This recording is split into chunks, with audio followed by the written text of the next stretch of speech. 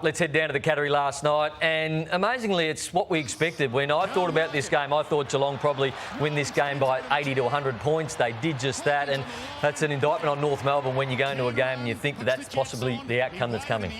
Well, it was basically just a fact of the easy running goals that we're seeing at the moment. When you're playing against a side like North Melbourne, all you want to see from a North Melbourne supporters' point of view is effort and intent. And unfortunately, last night, when you see goals like this, they're just basically running goals. They're witches' hats out there at the moment, unfortunately, for North Melbourne. So it's a tough time to be a North Melbourne player, no doubt, and a fan. It's just a horribly broken footy club, historically inept. And if you just go sometimes to the percentage as much as a win-loss scenario, and this is where they are now at. I mean, have a look at that. I mean, that was Fitzroy's last year of AFL life in 1996 when they had that percentage. North Melbourne has the same percentage. GWS, which played a bunch of teenagers effectively in that first season of their AFL life in 2012, that was the percentage they had in this year. I mean, it can't get worse, Brownie, and yet it keeps getting worse.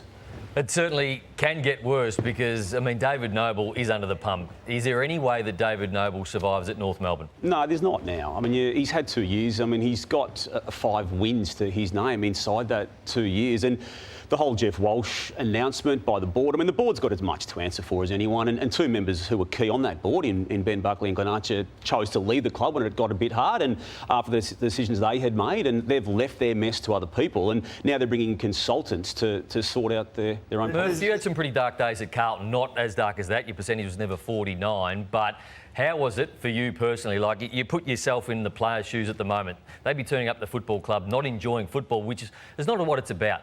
No, it's not, and it's really energy sapping when you're going through losses like this, and they're consecutive big losses. You talk about 100 points, 10-goal losses. As a playing group, it is really tough, and you just feel like there's no light at the end of the tunnel, and that's no doubt what a lot of these guys will be thinking at the moment. And football's supposed to be fun, and unfortunately at the moment it just doesn't look fun at all.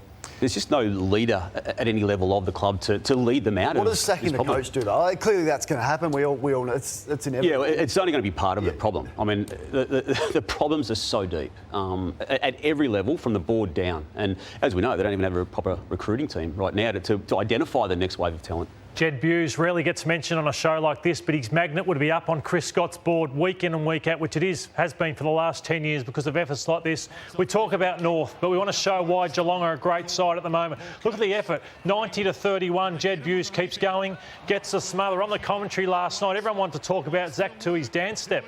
No one mentioned what Bewes did moments earlier to make this happen. North were having a shot at goal, but because of Jed Bewes and the effort that he made, look at the transition from defence to attack. And they always say, great coaches, was your offence starts from your defence, and that's what Jed Bewes, Collar Jasny, Tom Stewart when he plays Blixarves, the list goes on and on. They're a wonderful defensive team, and Bewes is the key to it. Nice work, Lordo, and a nice little clip for the commentary team. Yeah. I like that.